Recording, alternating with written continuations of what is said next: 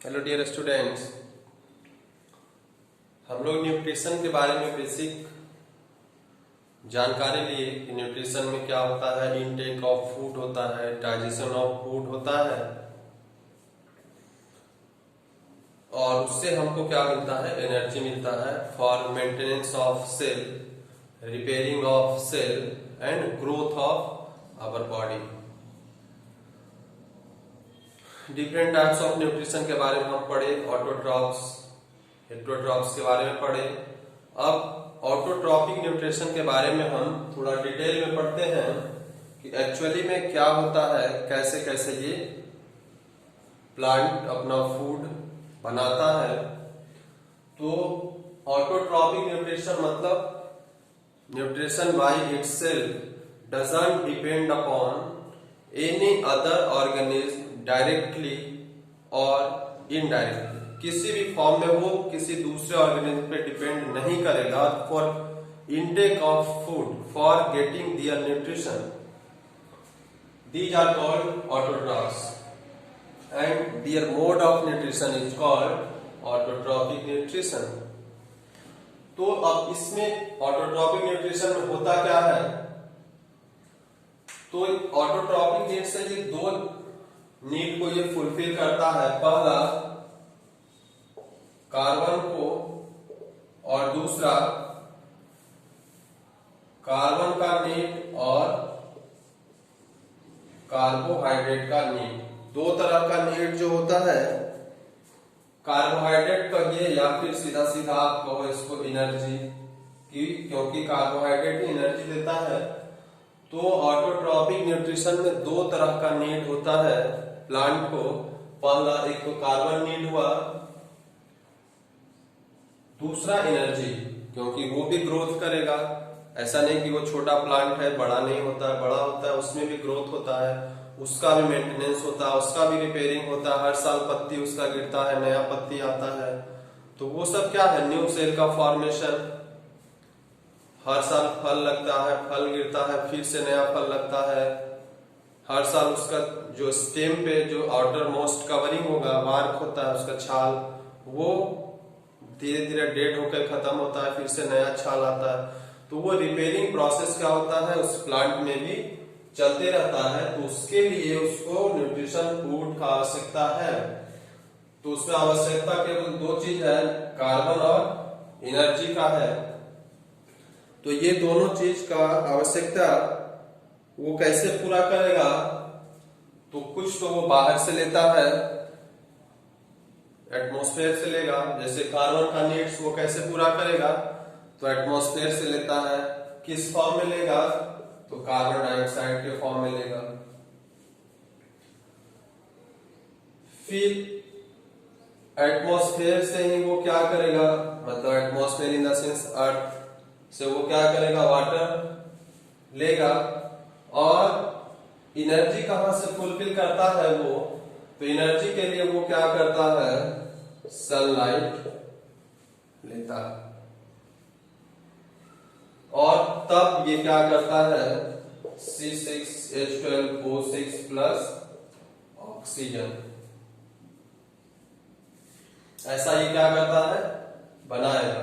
तो ये जो कार्बोहाइड्रेट बना, ये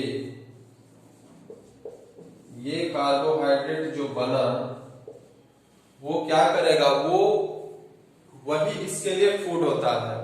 तो इस फूड को बनने में क्या उसको मिला भाई, वो कार्बन डाइऑक्साइड एटमॉस्फेयर से ले लिया, वाटर मॉलिक्यूल अर्थ से ले लिया, सनलाइट सन से ले लिया, और इसके पास अपना क्लोरोफिल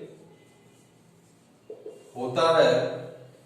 क्लोरोफिल के वजह से ही क्या होता है कि वो plants are green due to presence of chlorophyll. तो ये कार्बोहाइड्रेट जो उसको बना, उससे उसको क्या मिलेगा, एनर्जी मिला। और कार्बन एनर्जी दोनों तरह का नीड्स क्या करेगा, ये फुलफिल वो करेगा। और ये कार्बोहाइड्रेट क्या करेगा, उसके सेल के ग्रोथ, पहला चीज किस चीज में, ग्रोथ में काम आएगा। दूसरा चीज क्या होगा, रिपेयर या मेंटेनेंस उसको कहिए आप, रिपेयर होगा या मेंटेनेंस। तो ताकि सेल डेड होता है तो फिर से उसके जगह पे सेल बनना चाहिए, अगर नहीं बनेगा तो धीरे धीरे क्या हो जाएगा, पूरा का पूरा ऑर्गेनिज्म खत्म हो जाएगा। तो इसमें ये चीज, ये फूड का क्या होगा, इस्तेमाल होता है। और अगर इसके अलावा ये इस्तेमाल होते होते फूड का कुछ भी, जितना फूड बन रहा है उतना इस्तेमाल नहीं होगा, तब क्या होता है कि वही फूड फिर उसके पास क्या होने लगेगा, स्टोर होने लगेगा। स्टोर होने लगेगा किस फॉर्म में, तो in the form of starch. Question आता है कि इन प्लांट अपना फूड या कार्बोहाइड्रेट जो अनडाइजेस्टेड है, मतलब जो उसका यूज का अभी यूज नहीं है, एक्स्ट्रा है, वो किस फॉर्म में स्टोर करता है, तो stored in the form of starch. ये स्टोर्ड है, स्टोर्ड कार्बोहाइड्रेट है, स्टोर्ड कार्बोहाइड्रेट इन प्लांट। उसी तरह से एनिमल में अगर स्टोर्ड कार्बोहाइड्रेट होता है तो उसको क्या करते हैं, तो उसको क्या करते हैं हम, तो ग्लाइकोजेन कहते हैं उसको क्या करते हैं, ग्लाइकोजेन। जैसे आप भी हम भी कार्बोहाइड्रेट खाते हैं, अगर जरूरत से ज्यादा खाओगे तो क्या हो जाएगा, वो आपके शरीर में जमा होने लगेगा। स्टोर्ड कार्बोहाइड्रेट इन एनिमल्स जो होता है वो ग्लाइकोजेन के फॉर्म में हमारे शरीर पे जमा होने लगता है, जिससे कहते हैं कोई बहुत मोटा हो गया, चर्बी उसमें ज्यादा हो गया, मतलब उसमें स्टार्च। तो प्लांट में हुआ ग्लाइकोजेन क्या हो रहा है, जहां तहां उसका जमा हो जा रहा है।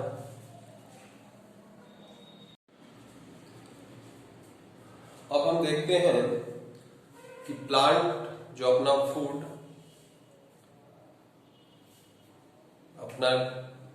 बनाता है, उस प्रोसेस का नाम फोटोसिंथेसिस है। इस रिएक्शन को आप जानते हैं, केमिस्ट्री के फर्स्ट चैप्टर में इंडोथर्मिक रिएक्शन में आपको ये हम बताए थे।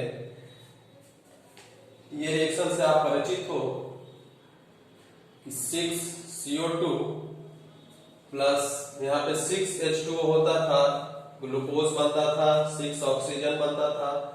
यहाँ पे 6H2O हम ज्यादा ऐड किए हैं, इसी वजह से यहाँ 6H2O और ऐड कर दिए हैं इधर भी, तो 12H2O हुआ। ऐसा क्यों किए हैं, यहाँ पे ओरिजिनल रिएक्शन हमारा ऐसा होता है, CO2 plus H2O C6H12O6 plus O2 ऐसा होता है। और सनलाइट क्लोरोफिल होता ही है, यहाँ पे 6 होता था, यहाँ 6 होता था और यहाँ पे भी 6 होता था। अब इसको 12 करने की क्या आवश्यकता पड़ी, यहाँ पे 12 करने के लिए 6H2 इधर ऐड किया तो उधर भी ऐड करना पड़ा, जो कि ये रिएक्शन हमारा हुआ। तो अब सवाल है कि ऐसा करने की जरूरत क्यों पड़ी, तो जरूरत इसलिए पड़ी क्योंकि जब भी फूड बनाता है तो आप देखोगे कि प्लांट क्या करता है, वाटर भी रिलीज करता है। आगे नेक्स्ट टॉपिक में आप पढ़ोगे, जब ट्रांसपोर्टेशन पढ़ेंगे हम, तो ट्रांसपोर्टेशन में पढ़ेंगे कि वाटर क्या करता है, प्लांट भी अपना वाटर क्या करता है, एक्सेस वाटर एक्सक्रीट करता है अपने अंदर से। तो यही क्या है, वो वाटर क्या करेगा, बाहर एटमॉस्फेयर में वो छोड़ देता है, जिसके वजह से आप पेड़ पौधा के नीचे अगर आप गर्मी के दिनों में बैठते हैं तो क्या होगा, वहां पे आपको ठंडा लगता है। क्यों, क्योंकि जो प्लांट से वाटर इवेपोरेट हो रहा है वो आसपास के एटमॉस्फेयर को ठंडा रखता है। तो मोस्टली हमारा रिएक्शन यही है कि carbon dioxide, water, sunlight, chlorophyll, ये चारों आवश्यक है फोटोसिंथेसिस के लिए। 4 चीज आवश्यक है, क्या क्या, तो पहला तो कार्बन डाइऑक्साइड है, दूसरा क्या है, वाटर है, तीसरा क्या है, सनलाइट है, और चौथा क्या है, क्लोरोफिल।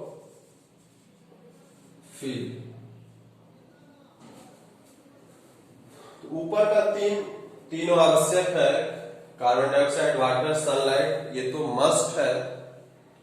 क्लोरोफिल, किसी किसी प्लांट में क्लोरोफिल नहीं भी होता है, फिर भी वो क्या करता है, फोटोसिंथेसिस करता है।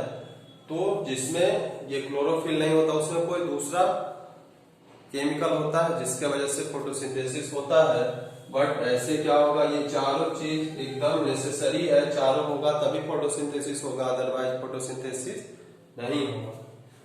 तो अब ये चारों चीज आवश्यकता होता है, फोटोसिंथेसिस हो रहा है, तो हम देखते हैं कि वो स्टेप बाय स्टेप कैसे उसमें होता है। तो स्टेप बाय स्टेप कैसे उसमें होगा, तो फर्स्ट स्टेप, 3 स्टेप है, 3 स्टेप्स ऑफ फोटोसिंथेसिस। यहाँ पे हम लिख देते हैं 3 स्टेप्स ऑफ फोटोसिंथेसिस।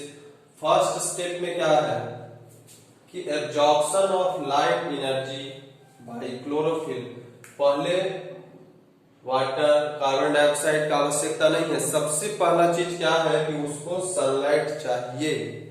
सबसे पहले सनलाइट को एब्जॉर्ब करेगा कौन, क्लोरोफिल, यानी कि जो उसके लिप्स पे होता है, लिप्स पे क्लोरोफिल होगा, वो सबसे पहले क्या करेगा, लाइट एनर्जी को एब्जॉर्ब करेगा। कहां से, फ्रॉम सनलाइट, सन से एनर्जी मिलेगी। तो ये पहला प्रोसेस है, यानी कि फर्स्ट रिक्वायरमेंट क्या है, सनलाइट है, और क्लोरोफिल तो उसका होना ही चाहिए।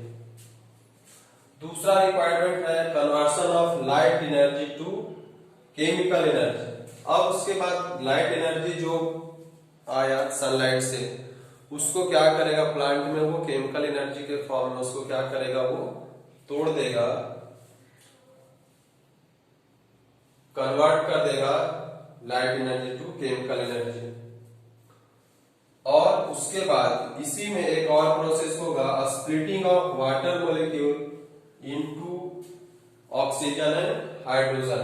आप ये जानते हो कि H2O जब टूटेगा तो H2 प्लस O2, क्योंकि H2 O2 मिलके ही H2O बनता है, तो ये जब टूटेगा तो H2 और O2 में टूटता है।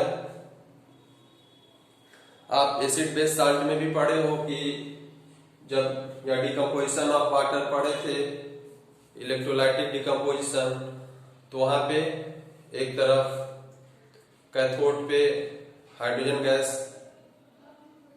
जमा हो रहा था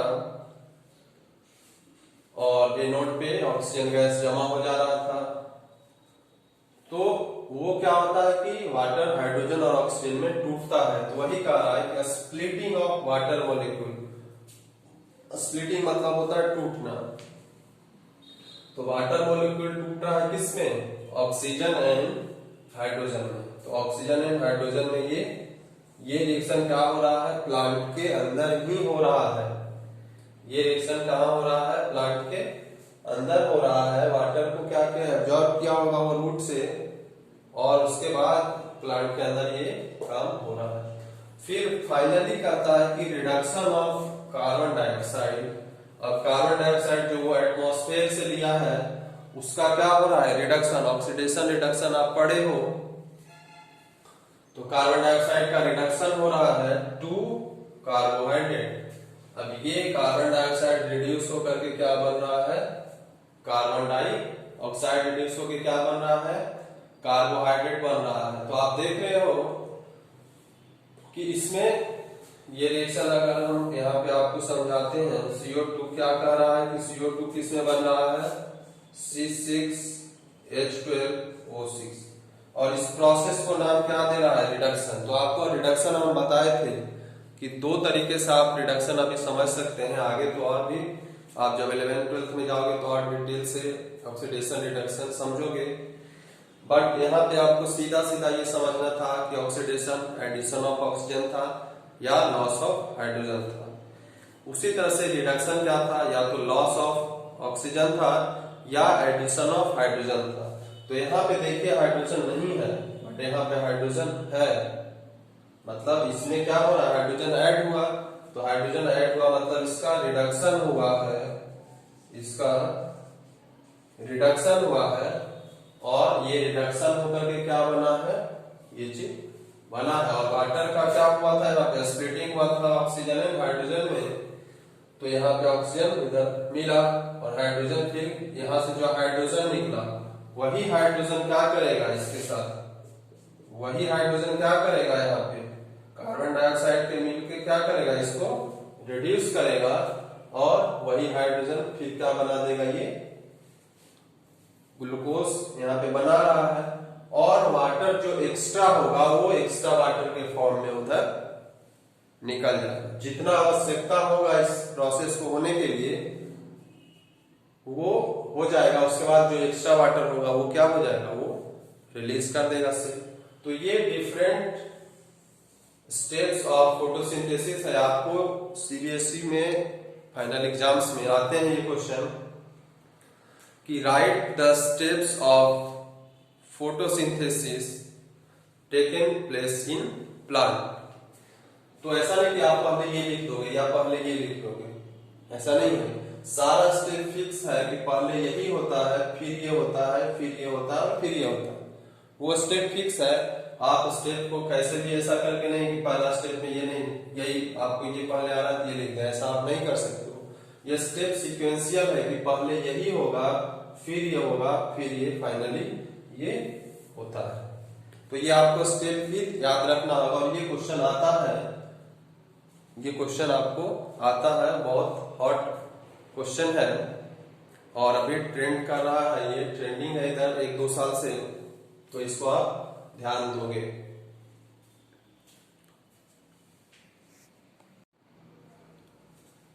अब ये सारा का सारा प्रोसेस ऐसा नहीं है कि एक अभी हुआ फिर जस्ट तुरंत ये दूसरा हो जाएगा, तुरंत तीसरा होगा, ऐसा नहीं होता है। कोई जरूरी नहीं है कि ये सारा का सारा सीक्वेंस में तुरंत तुरंत हो जाए। कोई हो जाएगा, हो सकता है कि कोई आज दिन में प्रोसेस हुआ, बचा हुआ प्रोसेस हो सकता है रात में होगा। जैसे डेजर्ट में जो प्लांट होता है वो कभी मान लेते हैं कार्बन डाइऑक्साइड का ब्रेकडाउन उसमें होता है, या फिर सुबह में वो सनलाइट को एब्जॉर्ब किया, क्लोरोफिल उसका एब्जॉर्ब किया, कुछ प्रोसेस रात में होता है। तो ऐसा नहीं कि सब सीक्वेंस में हो जाएगा। कोई हो सकता है कि दिन में हो गया है और उसका फॉर्म वो वहां पे स्टोर है और बाकी प्रोसेस जो होगा वो हो सकता है रात में हो या फिर अगले मॉर्निंग में हो। तो ये ऐसा कोई आवश्यकता नहीं है कि वो सीक्वेंस में ही हो जाए। अब एक जो जरूरी चीज यहाँ पे है, सबसे जरूरी चीज यहाँ पे था क्लोरोफिल। तो अभी क्वेश्चन आता है क्लोरोफिल का टेस्टिंग आप कैसे करोगे। एक्सपेरिमेंटल क्वेश्चन आता है कि how do you test the presence of chlorophyll in the plant. Plant में क्लोरोफिल के प्रेजेंस को आप कैसे टेस्ट करोगे। तो आपके बुक में, एनसीईआरटी बुक में एक्टिविटी अच्छे से दिया हुआ है, हम बस थोड़ा सा उसको आपको बता देते हैं। ऐसे आप एनसीईआरटी बुक में जाकर के वो एक्टिविटी आप पढ़ोगे। पेज नंबर 96 पे है। हम यहाँ पे आपको थोड़ा सा गाइडलाइन उसका दे देते हैं। हो सकता है तो आप लेबोरेटरी में अपने जाओ तो आपके स्कूल जो टीचर्स होंगे वो आपको एक्सपेरिमेंट करके बताएंगे। बहुत सिंपल एक्सपेरिमेंट है। तो इसमें क्या है, क्लोरोफिल का टेस्ट हम करते हैं। तो क्लोरोफिल में क्या करता है कि फर्स्ट स्टेप में है कि सबसे पहले हम कहीं से एक प्लांट का लीफ ले लेते हैं। ग्रीन प्लांट का लीफ आपके घरों में मनी प्लांट होता है, ऐसा नहीं कि कहीं बाहर जाने का आवश्यकता है। मनी प्लांट आपके घर में हो सकता है या आसपास किसी भी तरह का प्लांट है, उसका लीफ आप ले लें और उसको क्या करें,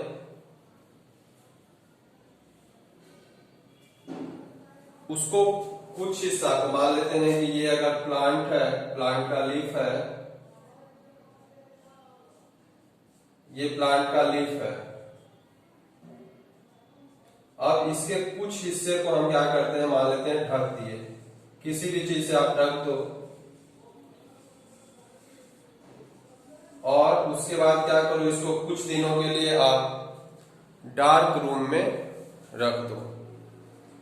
डार्क रूम में रख दोगे तो क्या होगा कि अभी तो इसके पास क्लोरोफिल है, ग्रीन हमको दिख रहा है, क्लोरोफिल है इसके पास, रहता है, क्योंकि क्लोरोफिल किस कलर का होता है, तो इसी के वजह से प्लांट का जो लीफ होता है उसका कलर ग्रीन होता है।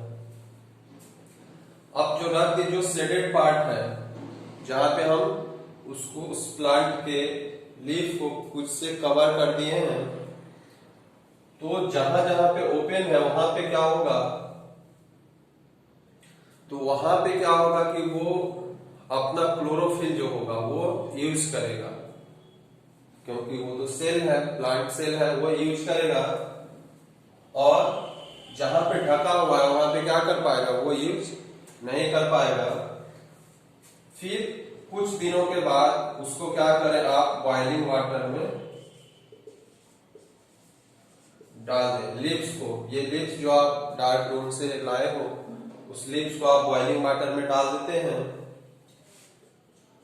बॉइलिंग वाटर में डालने पे क्या होगा कि जहां पे भी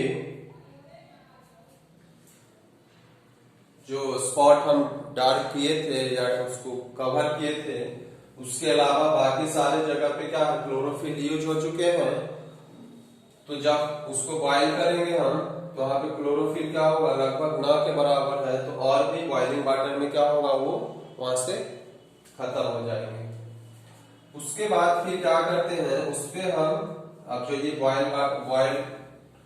बॉइलिंग वाटर से प्लांट लीफ को हम निकाल के साइड रखेंगे, और फिर उसपे क्या करते हैं, आयोडीन डालते हैं। क्या करेंगे, आयोडीन डालेंगे। तो आयोडीन क्या होता है, आयोडीन का रिएक्शन होता है किसके साथ, तो स्टार्च के साथ।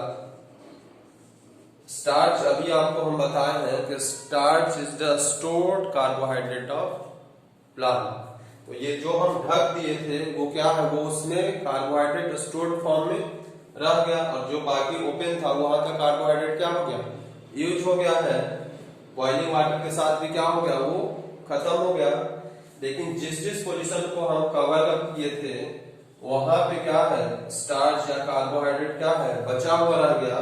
तो जब हम आयोडीन डालेंगे, तो उस लीफ पे जब हम आयोडीन डालेंगे तो उसका कलर कैसा हो जाएगा, ब्लू हो जाएगा। और ब्लू उसी जगह पे होगा जहां पे स्टार्च अभी प्रेजेंट है। तो वो कहां कहां पे होगा, तो जहां जहां हम डार्क किए थे, डार्क क्या कहते, कवर किए थे, और अब उस कवर को हटा के उस पर आयोडीन हम डालेंगे, ताकि आयोडीन स्टार्च का रिएक्शन हो सके। और वही स्पॉट क्या हो जाएगा, वो स्पॉट कैसा हो जाएगा, ब्लू हो जाएगा। और बाकी सारा स्पॉट आपको कैसा दिखाई पड़ेगा, येलो दिखाई पड़ेगा। मतलब बाकी सारे जगह पे क्या है, स्टार्च, कार्बोहाइड्रेट, जो ग्लूकोज है प्लांट में, वो क्या है, वहां से यूज्ड हो गया है, खत्म हो चुका है, बचा नहीं है।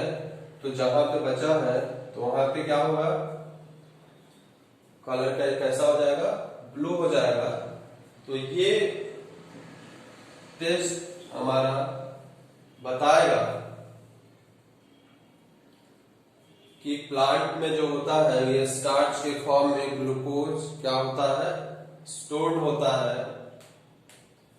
और कहीं पे भी स्टार्च, अगर आपके घर में भी अगर है, चावल, आलू, कोई भी बॉइल्ड, ये सब इसमें स्टार्च होता है। अगर आयोडीन उसमें आप अगर डालते हो तो देखोगे कि आपका उसका कलर कैसा होने लगेगा, नीला होने लगेगा। घर में आपका आयोडीन नमक है, आपका नमक बढ़िया है या नहीं, अच्छा क्वालिटी का, ये भी चेक करने के लिए आप बॉइल्ड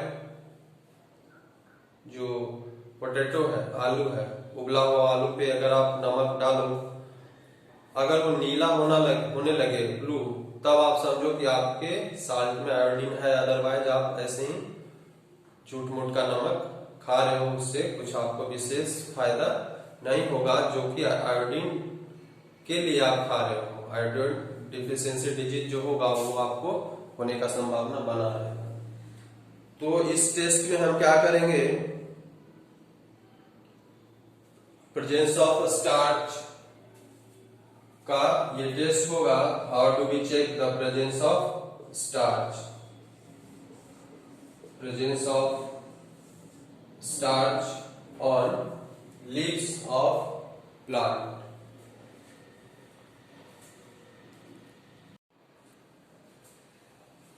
अब एक क्वेश्चन है, how the plant obtain carbon dioxide.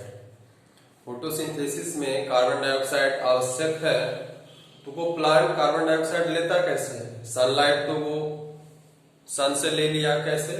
Chlorophyll से एब्जॉर्ब किया, लीफ पे सनलाइट पड़ा, उसको एब्जॉर्ब किया, उस लाइट एनर्जी को केमिकल एनर्जी में कन्वर्ट किया। लेकिन कार्बन डाइऑक्साइड कैसे लेगा? कार्बन डाइऑक्साइड एटमॉस्फेयर में है, तो क्या प्लांट के पास कोई स्पेशलाइज्ड ऑर्गन है जिससे कि वो कार्बन डाइऑक्साइड को एब्जॉर्ब कर सके? तो उसके लिए स्पेशलाइज्ड ऑर्गन होता है, और वो क्या होता है? तो वो होता है स्टोमाटा। क्या होता है? स्टोमाटा। स्टोमाटा, यहाँ पे हम जो स्टोमाटा, दो स्टोमाटा बनाए हैं, दोनों में डिफरेंस क्या है कि ये जो है ये ओपन है स्टोमाटा, ये ओपन फॉर्म है, और ये क्लोज है। आपको इसके शेप से पता चल रहा हो। तो एक्चुअली इसमें होता क्या है? तो कहता कि यहाँ पे ये जो स्टोमाटल पोर होता है, स्टोमाटल पोर जो यहाँ पे है, यहाँ पे स्टोमाटल पोर क्या हो गया? ये क्लोज हो गया है, और यहाँ पे ओपन है। तो स्टोमाटल पोर मतलब जो होल है, जिसके थ्रू क्या होगा? कार्बन डाइऑक्साइड गैस का एक्सचेंज होता है। यानी कि जब प्लांट को कार्बन डाइऑक्साइड गैस की आवश्यकता होगा, तो ये स्टोमाटल पोर क्या हो जाएगा? ओपन हो जाएगा, और जब कार्बन डाइऑक्साइड गैस की आवश्यकता नहीं होगा, तो वो स्टोमाटल पोर क्या हो जाएगा? क्लोज हो जाएगा। ये ओपन है, वो क्लोज है। अब सवाल है कि ये जो स्टोमाटल पोर कभी ओपन हो जा रहा है, कभी क्लोज हो जा रहा है, तो इसको कौन रेगुलेट करता है? तो इसको रेगुलेट करने के लिए क्या है? गार्ड सेल है। गार्ड सेल क्या करता है? तो guard cell regulate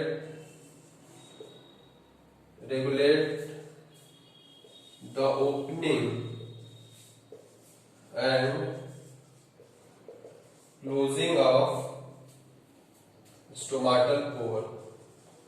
stomatal pore यानी कि ये होल जो है, वो गार्ड सेल ही क्या करेगा? उसको क्या करेगा? कब वो ओपन होगा, कब वो क्लोज होगा, ये सब डिपेंड करेगा गार्ड सेल पे। गार्ड सेल क्या है? तो guard cell two bean shaped, ये जो दोनों बीन शेप्ड ये दिख रहा है, एक बीन शेप्ड इधर है, दूसरा बीन शेप्ड उधर है। तो ये बीन शेप्ड दोनों तो जो है वो दो गार्ड सेल होता है एक स्टोमाटा में। यहाँ पे भी ये एक इधर से है, दूसरा इधर से है, ये दोनों क्या है? गार्ड सेल है। तो गार्ड सेल ही इसके स्टोमाटा जो ये पोर है उसका ओपन होगा, और कब वो क्लोज हो जाएगा उसका रेगुलेशन करता है। तो कैसे करता है? गार्ड सेल में आखिर क्या हो जाता होगा कि स्टोमाटा पोर ओपन हो जाता है, और गार्ड सेल में क्या हो जाता होगा कि स्टोमाटल पोर ये क्या हो गया? क्लोज हो गया। ये क्लोज्ड फॉर्म है, क्लोज, और ये है ओपन फॉर्म। ये ओपन है, स्टोमाटा पोर ओपन है, वो क्लोज है। तो गार्ड सेल में क्या होता है कि हम गार्ड सेल क्या है कि प्लांट वाटर भी लेता है रूट से। तो जब वाटर रूट से लेगा तो क्या होता है कि अगर स्टोमाटल पोर को खुलना होगा, मतलब कार्बन डाइऑक्साइड उसको चाहिए, खुलेगा तभी अंदर कार्बन डाइऑक्साइड जाएगा इसके थ्रू। तो अगर उसको खुलना चाहिए तो क्या होना चाहिए? तब क्या करता है कि गार्ड सेल का शेप क्या होना चाहिए या साइज क्या होना चाहिए? बड़ा हो जाना चाहिए। स्वेल होना चाहिए। गार्ड सेल में स्वेलिंग ऑफ गार्ड सेल होना चाहिए। गार्ड सेल में क्या आ जाना चाहिए? स्वेलिंग हो जाना चाहिए। स्वेलिंग अगर हो जाएगा गार्ड सेल में, तब ये क्या होगा? तब ये साइज इसका बड़ा हो जाएगा। साइज बड़ा हो जाएगा तो ये दोनों अभी जो पास पास है ये क्या होगा? साइज बड़ा होगा तो दोनों दूर हो जाएगा, और दूर हो जाएगा तो स्टोमल पोर क्या हो जाएगा? ओपन हो जाएगा। तो ये स्वेल कैसे करेगा? तो स्वेल होगा कि जब भी स्टोमाटल पोर को ओपन होना होगा तो ये गार्ड सेल क्या करेगा? वाटर मॉलिक्यूल क्या करता है? रिसीव करता है, और वाटर जैसे इसमें जाते जाएगा तो ये क्या होते जाएगा? वाटर उसके अंदर आते जाएगा तो वो क्या होने लगेगा? स्वेल करना स्टार्ट हो जाएगा, और जैसे ही ये स्वेल करना स्टार्ट हो जाएगा तो उसका साइज क्या हो जाएगा? बड़ा हो जाएगा। बड़ा होगा तो बीच का जो पोर है अभी जो क्लोज है इस फॉर्म में है, अब साइज बड़ा होते होते क्या हो जाएगा? ये ओपन हो जाएगा, और तब इसमें क्या होगा? कार्बन डाइऑक्साइड चला जाएगा। अब कार्बन डाइऑक्साइड की आवश्यकता हमेशा नहीं है, तो कार्बन डाइऑक्साइड की आवश्यकता हमेशा नहीं है, और अगर ये ओपन रहा तो फिर से कार्बन डाइऑक्साइड क्या होगा? बाहर भी जा सकता है, तो फिर इसको क्लोज भी होना चाहिए। तो क्लोज कैसे होगा? तो फिर से क्या होगा? तब अभी स्वेलिंग हुआ था, अब क्या होगा? Shrinking of guard cell.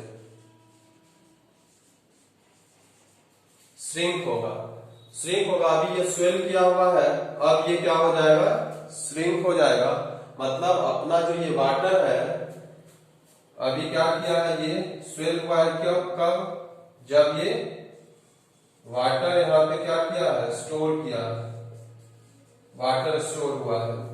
अब वही वाटर को क्या करेगा? फिर से रिलीज कर देगा। जो वाटर ये गार्ड सेल अभी लेकर के स्वेल हो गया है, वो वाटर अगर रिलीज कर दे तो फिर से क्या हो जाएगा? उसका साइज कम हो जाएगा, यानी फिर से वो श्रिंक कर जाएगा।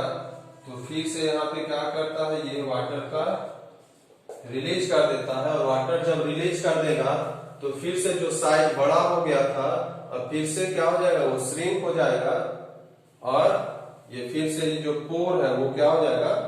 क्लोज हो जाएगा। और इस तरह से कार्बन डाइऑक्साइड बाहर का एक्सेस कार्बन डाइऑक्साइड अंदर नहीं जाएगा, और ना ही जो अंदर कार्बन डाइऑक्साइड एब्जॉर्ब हो चुका है वो क्या होगा? बाहर आएगा। फिर जब कभी जरूरत होगा तो फिर उसी तरह से गार्ड सेल स्वेल करेगा, फिर स्टोमाटल पोर का ओपनिंग होगा, कार्बन डाइऑक्साइड जाएगा, फिर गार्ड सेल क्या करेगा? अपना वाटर रिलीज कर देगा, श्रिंक करेगा, और फिर से स्टोमाटल पोर क्या हो जाएगा? क्लोज हो जाएगा। तो यही सारा प्रोसेस जो है इससे क्या करता है? प्लांट कार्बन डाइऑक्साइड को ऑब्टेन करता है through the specialized organ known as stomata. क्या होगा? उसका नाम क्या है? स्टोमाटा। अब स्टोमाटा का स्ट्रक्चर कभी कभी आता है तो ये स्ट्रक्चर आप बना दोगे जनरली। ये ओपन फॉर्म में है, ये क्लोज्ड फॉर्म में है, नोमेनक्लेचर वही है। गार्ड सेल है, यहाँ पे भी हम गार्ड सेल दिखा सकते थे। और उसमें जो ये डॉट जो दिया हुआ है सब, ये डॉट सब ग्रीन कलर का होता है। ये हम आप ब्लैक से कर दिए हैं, लेकिन वो ग्रीन कलर का होता है, और वही ग्रीन कलर वाला क्या कहलाता है? क्लोरोप्लास्ट कहलाता है। यही क्लोरोप्लास्ट में क्लोरोफिल होता है, जिसके कारण इसका कलर क्या हो जाता है? ग्रीन होता है। ये सब लिप्स के ऊपर है। लिप्स में आप ये गार्ड सेल जो है, लिप्स को एक ऊपर का लेयर आप ले लें किसी तरह से शार्प चाकू से, और उसको आप माइक्रोस्कोप में जाके आप देखोगे अगर लेबोरेटरी में, तो आपको ये गार्ड सेल आपको दिखाई पड़ेगा। अगर लेबोरेटरी में माइक्रोस्कोप है और आपके स्कूल के गार्डन में प्लांट है, नहीं है तो आप प्लांट ले जाएं, या फिर आप ओनियन प्याज का छिलका ले जाएं और उसको आप माइक्रोस्कोप के नीचे रखोगे और उससे लाइट पास करके देखोगे तो आपको गार्ड सेल वहां पे आपको दिखाई पड़ेगा, या इससे आपको दिखाई पड़ेगा। तो इस तरह से हमारा क्या हो रहा है? गार्ड सेल का फंक्शन। कभी कभी फंक्शनिंग ऑफ गार्ड सेल पूछता है, तो फंक्शनिंग ऑफ गार्ड सेल क्या है? It regulate the opening and closing of stomatal pore. अब ये ओपनिंग एंड क्लोजिंग कैसे रेगुलेट करता है, तो अपने आप को स्वेल कराता है एक्स्ट्रा वाटर लेके, फिर अपने आप को श्रिंक कराता है वाटर को रिलीज करके। तो इस तरह से गार्ड सेल अपना काम करता है, और गार्ड सेल काम करता है इसी वजह से स्टोमाटल पोर क्या होता है, ओपन होता है और क्लोज होता है। और ओपन होता है तो कार्बन डाइऑक्साइड जाएगा, और फिर जब जरूरत नहीं है तो वो बंद हो जाएगा। उसी से ऑक्सीजन का भी रिलीज उसको करना होता होगा, तो इसी जगह से वो क्या करेगा, क्योंकि प्लांट जो ऑक्सीजन बनाएगा वो उसको चाहिए नहीं, वो तो फिर से एटमॉस्फेयर में दे देता है, तो वो भी वो इसी के थ्रू क्या करेगा, रिलीज करेगा।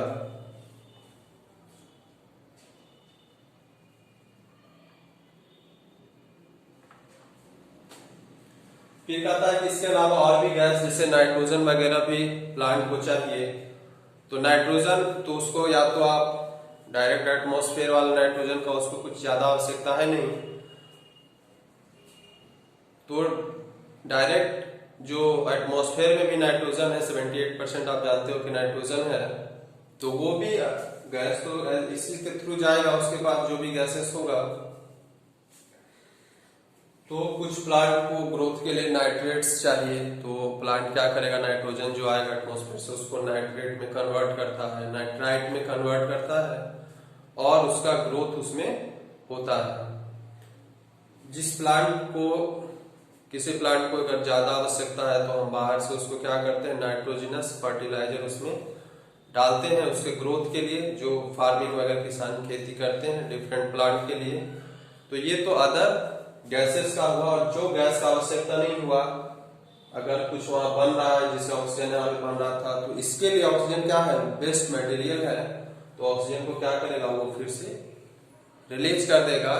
तो इस तरह से हमारा ऑटोट्रॉपिक न्यूट्रिशन हो रहा था प्लांट में। सनलाइट चाहिए, वाटर चाहिए, कार्बन डाइऑक्साइड चाहिए, क्लोरोफिल चाहिए, ये 4 चीज चाहिए। और चारों का फंक्शनिंग आप देख रहे हो कि सनलाइट तो डायरेक्ट सन से मिला, कार्बन डाइऑक्साइड कैसे उसको मिला, और वाटर तो उसको रूट से मिल जाता है।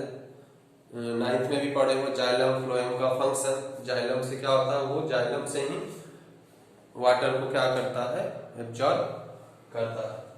तो ये हमारा प्लांट के बारे में इतना पढ़ना था। ऑटोट्रॉपिक न्यूट्रिशन, फोटोसिंथेसिस का डिफरेंट स्टेप, सीक्वेंशियल बायोलॉजी याद करोगे, ऐसा नहीं कि स्टेप आप उल्टा पुल्टा कर दो, नहीं, 3 स्टेप जो है वो सीक्वेंशियल ही होना चाहिए। तो ये हमारा प्लांट के बारे में इतना ही है, इससे ज्यादा आपको नहीं पूछेगा। तो फिर हम अगले लेक्चर में मिलेंगे, तब हम हेटरोट्रॉपिक न्यूट्रिशन को डिस्कस करेंगे। तब तक थैंक यू।